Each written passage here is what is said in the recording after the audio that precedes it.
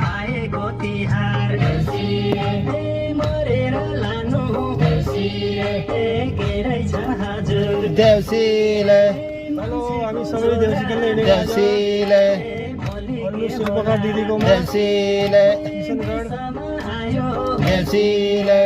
नौलो संविधान देउसीले खुसी साटौँ देउसीले दिनु र खानु केसीले आखिर के छ र देउसीले मरेर लानु देउसीले सम्झना मात्रै देउसीले बिर्सना मात्रै देउसीले भन्नु